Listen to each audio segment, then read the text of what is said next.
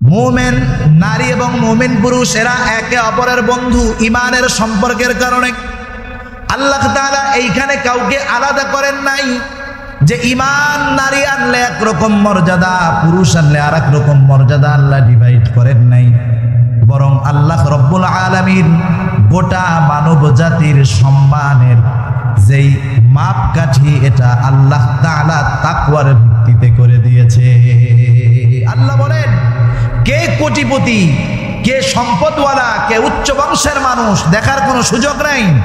আল্লাহর কাছে সম্মানিত হলো সে। আল্লাহ বলেন, ইন্না আকরামাকুম ইনদাল্লাহি আতকাকুম। সুবহানাল্লাহ। একটা রাস্তার ফকির, মিসকিন, গরিব মানুষ যে খেতে পারে না, ওর যদি আল্লাহ ভীতি থাকে, কোটি কোটি টাকার মালিকের চাইতেও ওই মিসকিনের দাম আল্লাহর কাছে বেশি। সুবহানাল্লাহ। তাহলে ইসলাম মর্যাদার মানদণ্ড নির্ধারণ করেছে, সম্পদ, বংশ নয়, আল্লাহ তাআলার ভয়। সুবহানাল্লাহ। সেজন্য ইসলামের মধ্যে পুরুষের এবং নারীর মধ্যে আল্লাহ বিদ্বেষ রাখেন নাই। মুমিন নারী এবং পুরুষকে আল্লাহ তাআলা বন্ধু হিসাবে ঘোষণা করেছেন। সুবহানাল্লাহ। এরপরে আর একটা কারণ হলো, জাহেলিয়াতের সময় আর একটা কাজ ছিল, জামা তাদের কাছে অপমান হতে হবে এই ভয়ে কন্যাদেরকে হত্যা করে ফেলতো। আফসোসের সাথে বলতে হয়, 21 শতাব্দীতে আজও এই অবস্থা আছে। কোনো মানুষ যদি তার কন্যা সন্তান হয়, অনেক ক্ষেত্রে মেয়ের স্বামী শ্বশুরের উপরে জুলুম করে, কি করে না? করে না? আপনাদের চট্টগ্রামে হয়তো এরকম নাকি? চিংড়ি মাছ না দিলেই বিবাহ ভেঙে যায়। অবস্থা তো এত জুলুম, অবস্থা এরকম, খাবারের আইটেমের মধ্যে চিংড়ি মাছ নাই, বিবাহ ভেঙে দিতে হচ্ছে।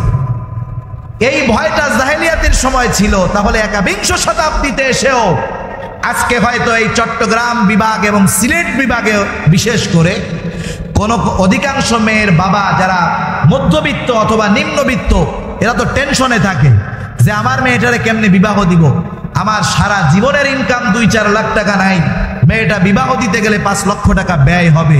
এই ভয় বর্তমান সময়েরও অনেক মেয়ের বাবার আছে না নাই?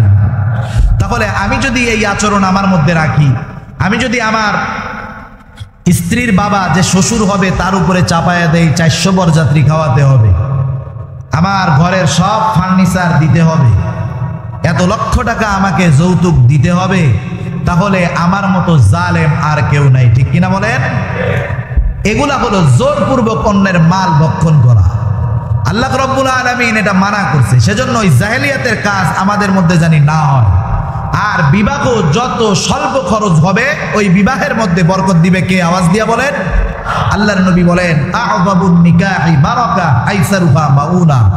যেই বিবাহের মধ্যে খরচ কম, এর মধ্যে বরকত বেশি। সুবহানাল্লাহ। সেজন্য চট্টগ্রাম, সিলেট বিভাগ, এইসব জায়গায় বিবাহে খরচ বেশি হয়, ডিভোর্সও আবার বেশি হয়। সেজন্য সাবধান, আমরা কন্যার বাবাদের উপরে চাপায়া দিব না, তাদের অ্যাবিলিটি দেখবো, তাদের সামর্থ্য আমরা খেয়াল করব। আল্লাহ বোঝার তৌফিক দান করুক, সকলে বলি আমিন।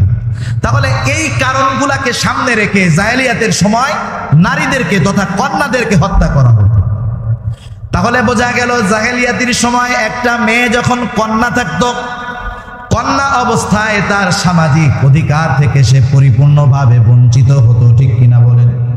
এবার আসুন, জাহেলিয়াতের সময় যারা স্ত্রী ছিল তথা যাদের স্বামী ছিল, স্ত্রীদের সামাজিক অধিকার কেমন ছিল? স্ত্রীদের সামাজিক অধিকার একেবারেই ছিল না।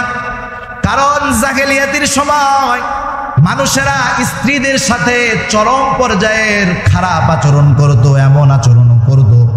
অনেক সময় এমন হতো, একটা লোক সে তার স্ত্রীকে পরপুরুষের ঘরে নিজে পাঠায় দিত যে যাও ওই বন্ধুর কাছে, ওই লোকটার কাছে তুমি 2-4 দিন থাকবা, রাত্রি যাপন করবা।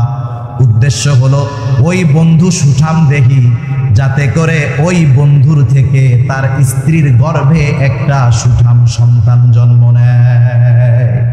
মানে সন্তান জন্ম দেওয়ার জন্য নিজে পারে নাই, পাঠায় দিছে বন্ধুর কাছে, যা ওর কাছ থেকে তুমি গর্ভধারণ করে আসো।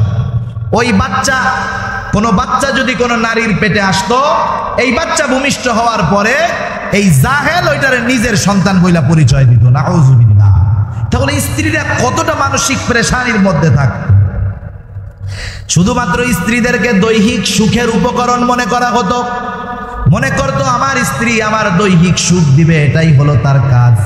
তাদেরকে এইভাবে তারা ব্যবহার করতো। শুধু তাই নয়, অনেক ক্ষেত্রে এমন অবস্থা হতো একটা বাবা তার মেয়েকে একাধিক পুরুষের সাথে বিবাহ দিয়ে দিত। একটা মেয়েকে একাধিক পুরুষের সাথে বিবাহ দিত। এই ফর্মুলা আমাদের দেশে একজন নারী খুব আকারে চাইতেন। তার নাম আপনারা জানেন? তার নাম হলো তসলিমা নাসরিন। তার নাম কি? তসলিমা নাসরিন। সে বলতো যে একটা পুরুষ যদি 4টে বিবাহ করতে পারে, তাহলে একটা নারী কেন 4টা স্বামী গ্রহণ করতে পারবে না? একটা মালিকের যদি 4টা গাড়ি থাকে কোনো ঝামেলা আছে? কিন্তু একটা গাড়ি যদি 4টা মালিকের হয়, ঝামেলা আছে না নাই?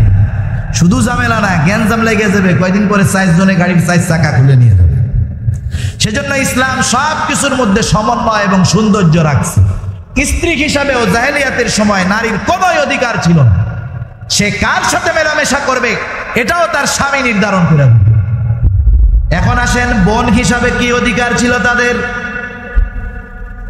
বোন হিসাবে তো ভাইরা বোনদেরকে বাবার রেখে যাওয়া সম্পদ থেকে বঞ্চিত করত। বাবা মারা যাওয়ার পরে বোনদেরকে ঘর থেকে বের করে দেওয়া হতো, এমন অনেক ঘটনা আছে। এরপরে আসেন, মা হিসাবে জাহেলিয়াতের সময় নারীদের মর্যাদা কেমন ছিল? জাহেলিয়াতের সময় একটা সিস্টেম ছিল। মনে করেন একটা লোকের বাবা 2টা বিবাহ করছে। এক স্ত্রীর গর্ভে সেই ছেলেটা জন্ম নিছে, বাবার আরেকটা স্ত্রী আছে। ওই স্ত্রী হলো বাবার, ওই স্ত্রী হলো ওর সৎ মা। বাবা মারা গেছে।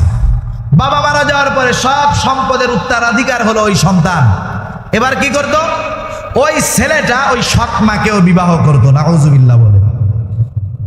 তাকে আটকায় রাখতো, গোলামের মতো তার সাথে আচরণ করতো। মা হিসাবে কোন অধিকার সন্তান তার মাকে দিত না। জাহেলিয়াতের সময় মায়ের সাথে এমন খারাপ আচরণ হতো। এরপরে আসেন, যদি কোনো মানুষ, যদি কোনো মেয়ে বিধবা হইতো, বিধবা, আমাদের সমাজে অনেক বিধবা আছে। বিধবারা কিন্তু বড় অসহায়, অনেক সময় আমরা বুঝি না। অনেক দুষ্ট মানুষ স্বামী মারা যাওয়ার কারণে বিধবাদের সাথে অনেক সময় অনেক অপকর্ম করার সুযোগ গ্রহণ করে।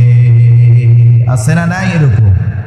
অথচ জাহেলিয়াতের সময় এই জাহেলগুলা, জালেমগুলা স্বামী মারা যাওয়ার সাথে সাথে ওই স্ত্রীকে সম্পদ দিবে তো বহুত দূরের কথা, ওকে ঘাড় ধাক্কা দিয়ে বাইর করে দিবে। তাহলে বলেন, সামাজিকভাবে জাহেলিয়াতের সময় নারীর কোনো অধিকার ছিল না। এবার আসেন, অর্থনৈতিকভাবে নারীর অবস্থান কেমন ছিল? নারীরা উত্তরাধিকার সূত্রে কোনো সম্পদ প্রাপ্ত হতো না, তাদেরকে সম্পদ দেওয়া হতো না। দেনমোহর দিয়া যে বিবাহ করা হয় এটা নারীর হক, এটা কোনো মেয়ের বাবারও হক নয়, মারও হক নয়। তাদেরকে এই দেনমোহর থেকে বঞ্চিত করা হতো। তার মানে একটা নারী সামাজিকভাবে ছিল চরম অবহেলিত এবং অর্থনৈতিকভাবেও তাকে পুরাপুরি তার উপরে জুলুম করা হতো। নারীকে বাজারের পণ্যের মতো ব্যবহার করা হতো। ইসলাম আসলো, ইসলাম আসার পরে নারীর সাথে আচরণ কেমন হলো বলেন তো? যদি ওই সময়ের মতো আচরণ আজকের দুনিয়ায় মানুষের সাথে হয়, তাহলে পরিস্থিতিটা একটু নিজে নিজে চিন্তা করে দেখেন কেমন খারাপ একটা অবস্থা হয়ে যেত। রাসূল সাল্লাল্লাহু আলাইহি ওয়াসাল্লাম দুনিয়ায় আসলেন, ইসলাম নারীকে কেমন অধিকার দিল। রাসূল সাল্লাল্লাহু আলাইহি ওয়াসাল্লাম প্রত্যেকটা নারীর সামাজিক নিরাপত্তা, মর্যাদা, অধিকার নিশ্চিত করলেন। রাসূল সাল্লাল্লাহু আলাইহি ওয়াসাল্লাম কন্যা হিসাবে নারীদের মর্যাদা কেমন দিলেন বলুন তো? কন্যা হবে না ছেলে হবে, এটা কার নিয়ন্ত্রণাধীন? আওয়াজ দিয়া বলেন। আমার ছেলে হবে না মেয়ে হবে, এটা কেউ জানে না। জানে কে? আল্লাহ রাব্বুল আলামিন। এজন্য বলেন, ইয়াহাবু লিমান ইয়াশাউ ইনাথাও ওয়া ইয়াহাবু লিমান ইয়াশাউ যুকুর আও ইউযাউযুহুম যুকরানাও ওয়া ইনাথা ওয়া ইয়াজআলু মান ইয়াশাউ আকীমা। আল্লাহ রাব্বুল আলামিন বলেন, আমি যাকে চাই তাকে পুত্র দান করি, যাকে চাই তাকে কন্যা দান করি। আল্লাহ রাব্বুল আলামিন বলেন, আমি আল্লাহ যাকে চাই তাকে কন্যা দেই, যাকে চাই তাকে পুত্র দেই। কন্যাও দেই, পুত্র দেই। আবার আমি আল্লাহ, জোরে বলেন কে দেন? একাধিক পুত্র কে দেন? কন্যা পুত্র দুইটাই হইতে পারে, এটাও কে দেন। আবার অনেকের সন্তান দেন না, এটা কে করে? সব আল্লাহর নিয়ন্ত্রণাধীন। এখন ইমানদারেরা ইমান আনলো, জাহেল মানুষগুলার মধ্য থেকে কিছু মানুষ ইমান এনে মুমিন হলো। মুমিনের তো এই বিশ্বাস যে সব কিছু কার তরফ থেকে হয়। বলেন আল্লাহ যেটা করে সেটার উপরে কি বেজার হওয়া যায়? আল্লাহ যেটা করে সেটার উপরে কোনো মুমিন বাজার হতে পারে না। সুতরাং ইসলাম আসলো, কন্যা হোক আর ছেলে হোক বেজার হওয়ার কোনো সুযোগ নেই। সেই কারণে ইসলাম আসার পরে নারীদের সর্বপ্রথম কন্যা হিসাবে যেই অধিকার দিল যে কোনো পুরুষ বা কোনো মানুষের যদি কন্যা হয় রাগ হতে পারবে না, কারণ এই কন্যাটাকে দান করেছেন কে? আল্লাহ দান করেছে, সে রাগ হওয়ার কোনো সুযোগ নেই। শুধু তাই না, জাহেলিয়াতের সময়ের মানুষগুলা তো কন্যা সন্তানের সংবাদে অসন্তুষ্ট হইতো। এই জামানায়ও হয় কি হয় না বলেন? তাহলে জাহেলিয়াতের সময়ের মানুষের সাথে ওই মানুষগুলার কোনো তফাৎ নাই। কোনো মানুষ যদি কন্যা সন্তান তার সন্তান হয় তাহলে সে বেজার হবে না, কারণ কারো প্রথম সন্তান যদি কন্যা হয় সেই লোকটা বড় ভাগ্যবান। আর যেই লোকটার কন্যা সন্তান হয়, কয়েকটা হাদিসের আলোকে রাসূলুল্লাহ সাল্লাল্লাহু আলাইহি ওয়াসাল্লাম ওই লোকটার জন্য 3টা পুরস্কারের ঘোষণা দিয়েছেন। কয়টা পুরস্কার জোরে বলেন? 3টা পুরস্কারের ঘোষণা রাসূলুল্লাহ সাল্লাল্লাহু আলাইহি ওয়াসাল্লাম দিয়েছেন।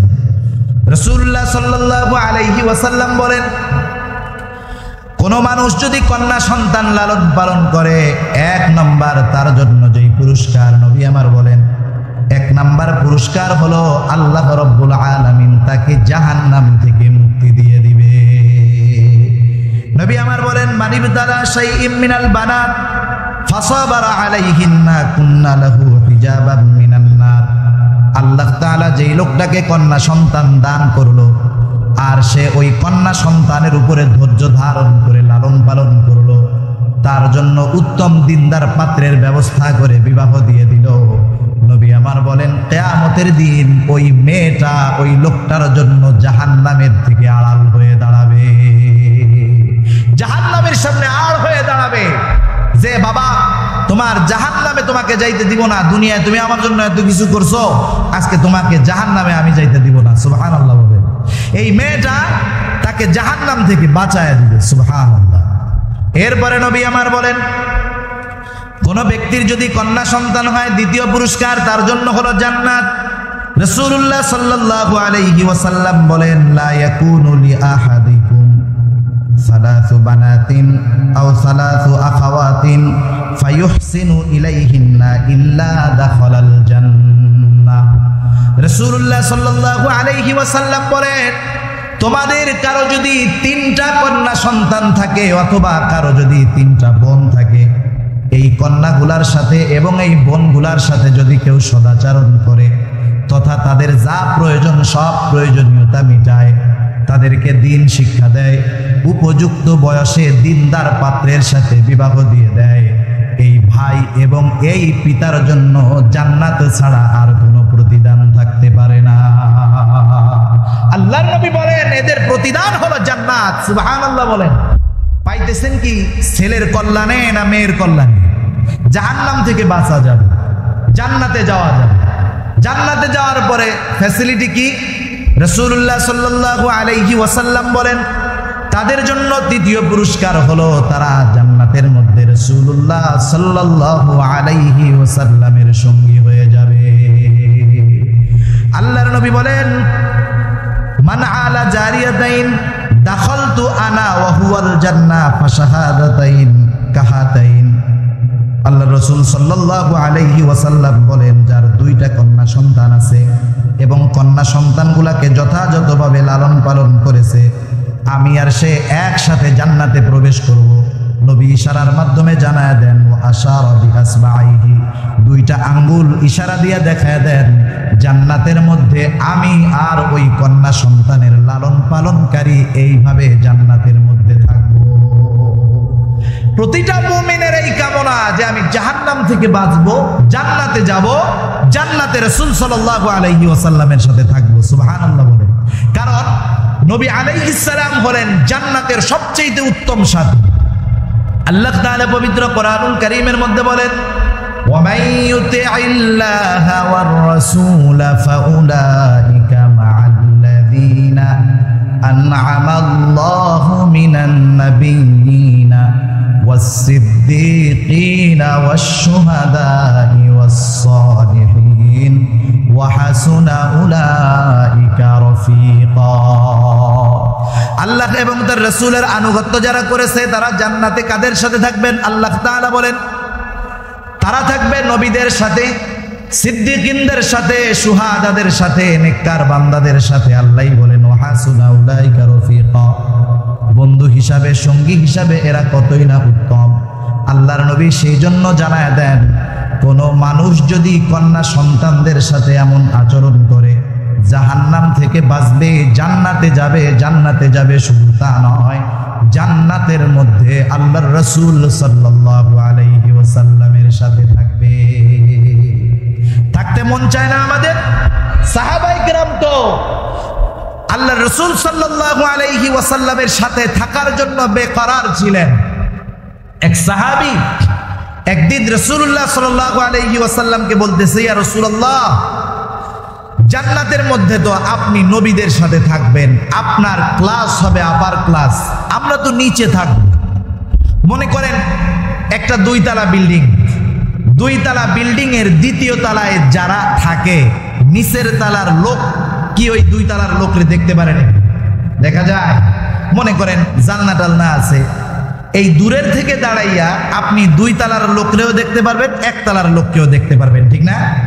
তাহলে দেখেন আছেন কাছাকাছি কিন্তু দেখা যায় না। আর আমি এখান থেকে দূরে আছি কিন্তু দুই তলার লোকরেই আমি দেখতে পারতেছি জানলা দিয়া, দরজা দিয়া। সাহাবী বলতেছে, ইয়া রাসূলুল্লাহ, জান্নাতের মধ্যে আপনি উপরে থাকবেন নবীদের সাথে, আমরা নিচে থাকবো, দেখা হবে না, আপনাকে দেখতে পারবো না। ইয়া রাসূলুল্লাহ, ইয়া রাসূলুল্লাহ, যেই জান্নাতের মধ্যে আপনাকে দেখা যাবে না সেই জান্নাতে যায় কি করব? যদি এমনটা হয় জাহান্নাম থেকে আপনি নবীকে দেখা যায় কিন্তু জান্নাত থেকে দেখা যায় না, তাহলে আপনাকে দেখার জন্য আমরা জাহান্নামে যেতেও তৈয়ার। রাসূলুল্লাহ সাল্লাল্লাহু আলাইহি ওয়াসাল্লাম কয়েকটা ঘটনা আসছে এরকম, এই ঘটনাগুলোর আলোকে আল্লাহ তাআলা জানায় দিয়েছেন যারা আল্লাহ এবং তার রাসূলের আনুগত্য করবে তারা জান্নাতের মধ্যে রাসূলদের সাথে, নবীদের সাথে, শহীদদের সাথে, সিদ্দিকদের সাথে, নেককার বান্দাদের সাথে জান্নাতে থাকবে। সুবহানাল্লাহ বলে। এটা সাহাবাদের জন্য বড় আনন্দের একটা ঘটনা ছিল, বিষয় ছিল। তাহলে আমরা যদি মেয়ে সন্তান হলে, কন্যা সন্তান হলে তাদের যথাযথ রক্ষণাবেক্ষণ করতে পারি, রাসূল সাল্লাল্লাহু আলাইহি ওয়াসাল্লাম আমাদেরকেও সেই সুসংবাদ জানায় দিয়েছেন। সুবহানাল্লাহ বলেন। সেজন্য কন্যা হইলে রাগ হবেন নাকি? রাগ হবেন? রাগ হবেন না, খুশি হবেন, আল্লাহ তাআলা বরকত দিয়ে দিবে। এবার আসুন, তাহলে কন্যা হিসাবে রাসূল সাল্লাল্লাহু আলাইহি ওয়াসাল্লাম কেমন সম্মান দিলেন মেয়েদেরকে? সামাজিক সম্মান দিলেন, নিরাপত্তা দিলেন। ইসলাম আসলো, যেই মেয়েটা জিন্দা দাফন হওয়ার চিন্তায় থাকতো, ইসলাম আসার পরে সেই মেয়েটার সম্পূর্ণ নিরাপত্তার ব্যবস্থা হয়ে গেল। তাহলে কন্যা হিসাবে ইসলাম পরিপূর্ণ নিরাপত্তা দান করলো কন্যাকে। এবার আসুন, এই কন্যা যখন স্ত্রী হয় ইসলাম তাকে কেমন নিরাপত্তা দিল? এই স্ত্রী যখন, কন্যা যখন স্ত্রী হলো, ও যখন স্বামীর ঘরে আসলো, ইসলাম জানায় দিল যখন কোনো পুরুষ কোনো নারীকে বিবাহ করবে ওই নারীর মৌলিক চাহিদা যেগুলা সেগুলা পূরণ করার দায়িত্ব হলো ওই পুরুষের। স্বামীর দায়িত্ব যে সে তার স্ত্রীর মৌলিক চাহিদাগুলাকে পূরণ করবে, খাদ্য, বস্ত্র, চিকিৎসা, বাসস্থান যা কিছু লাগে সব কিছু দিবে। শুধু চাহিদা পূরণ করবে তা নয়, বরং ওই স্ত্রীর সাথে সদাচরণ করবে। সুবহানাল্লাহ। আদেশ কার? আল্লাহ তাআলা বলেন ওয়াআশিরুহুন্না বিল মা'রুফ ফাইন কারিহতুমুহুন্না ফাআসা আন তাকরাহু শাইআন ওয়া ইয়াজআলাল্লাহু ফীহি খায়রান কাসীরা। আল্লাহ তোমরা তোমাদের স্ত্রীদের সাথে ভালো আচরণ করো, সদাচরণ করো, নরম ব্যবহার করো, গরম ব্যবহার করো না। তুমি বাহিরে তোমার অফিসে, তোমার দোকানে, তোমার কর্মস্থলে সেখানে ভেজাল লাগছে, এই ভেজালটা ঘরের মধ্যে আইনা স্ত্রীর উপরে তুমি এর প্রয়োগ করো না। আমাদের দেশের পরিস্থিতিটা এমনই হয়, ঠিক কিনা বলেন? সমস্যা হয় বাহিরে, এর প্রভাব এসে ঘরের মধ্যে স্ত্রী সন্তানের উপরে চালায়। এটা কিন্তু জুলুম, এটা করা যাবে না। আপনার বাহিরের বিষয়টা বাহিরে মিট করে আসবেন, ঘরে স্ত্রী এবং সন্তানদের সাথে ভালো আচরণ করতে হবে। অনেক সময় হয় মানুষ বলতেই ভুল ত্রুটি থাকতেই পারে, ঠিক কিনা বলেন? আমার মধ্যে ভুল নাই এমনটা না, আপনার মধ্যে ভুল নাই এমনটা না, একটা স্ত্রীর মধ্যে ভুল থাকতেও পারে। অনেক বিষয় আপনার ভালো লাগতেও পারে, না লাগতে পারে।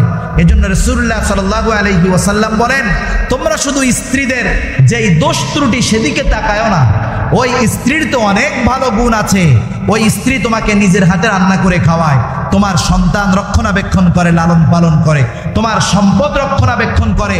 এই ভালো গুণগুলোর দিকে তাকায়া তোমরা স্ত্রীদের সাথে ভালো আচরণ করো। সুবহানাল্লাহ।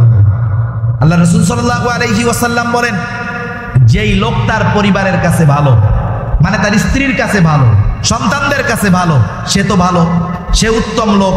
আর আল্লাহ রাসূল সাল্লাল্লাহু আলাইহি ওয়াসাল্লাম বলেন যে আমি আমার পরিবারের কাছে উত্তম, আমি আমার পরিবারের কাছে ভালো। সেজন্য প্রতিটা মানুষকে তার পরিবারে যারা আছে স্ত্রীদের কাছে ভালো হতে হবে। কারণ একটা পুরুষের চরিত্র কতটা ভালো আর চরিত্র কতটা মন্দ, এর অরিজিনাল খবর একমাত্র জানতে পারে তার স্ত্রী, ঠিক কিনা বলে? মা বাবা জানে না সন্তানের সব চরিত্র, যে সন্তান কত ভালো না খারাপ, কিন্তু স্ত্রী জানে যে আমার স্বামী কতটা ভালো, আমার স্বামী কি তাহাজ্জুদ গুজারি নাকি আমার স্বামী অফিসে আর এক কলিগের সাথে পরকীয়ার সম্পর্কে জড়ায় গেছে। এগুলা বাবা মা জানে না, এগুলা সন্তানরা জানে না, এগুলা জানে স্ত্রী, ঠিক কিনা বলেন? এজন্য যেই লোকটার চরিত্রের ব্যাপারে সাক্ষী দিবে তার স্ত্রী যে আমার স্বামী ভালো, অবশ্যই সেই লোকটা ভালো। সেজন্য আমরা আমাদের স্ত্রীদের কাছে ভালো হব। ভালো হব কেমনে? তাদের সাথে সদাচরণ করব, ভালো ব্যবহার করব। আর ভালো ব্যবহার করার আদেশ কে দিয়েছে? আল্লাহ দিয়েছেন, তার রাসূল দিয়েছেন। আমরা অনেক সময় ঘরের কাজে স্ত্রীদেরকে সহযোগিতা করতে আমরা লজ্জা বোধ করি। আবার আমাদের সমাজে কোনো মানুষ যদি জানে যে এই লোকটা স্ত্রীকে রান্নার কাজে সহযোগিতা করে, তাহলে দেখা যাবে ওই লোকটা আর চায়ের দোকানে এসে চা খাইতে পারবে না।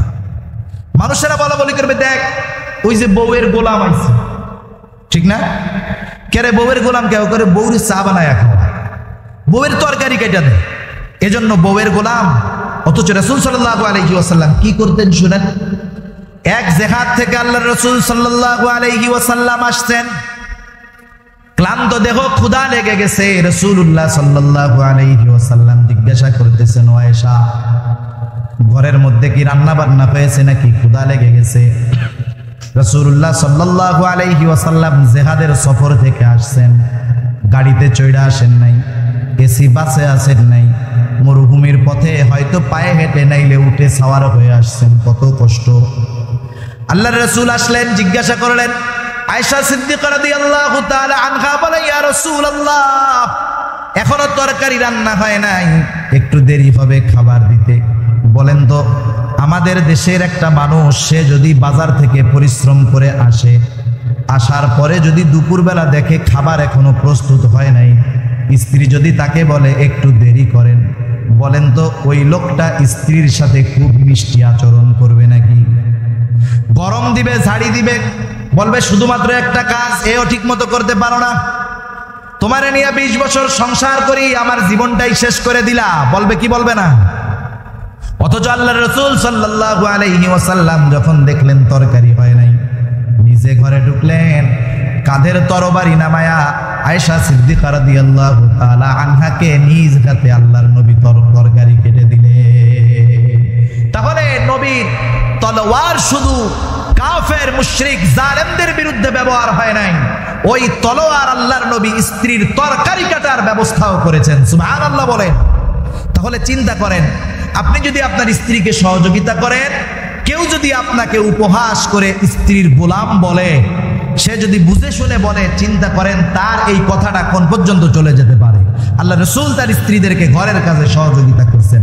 সেজন্য দেখেন, ইসলাম স্ত্রীর ব্যাপারে বলছে যে আপনারা তাদেরকে সহযোগিতা করবেন। এটা ইসলামে আল্লাহ এবং তার রাসূলের নির্দেশনা এমন ভাবেই আসছে।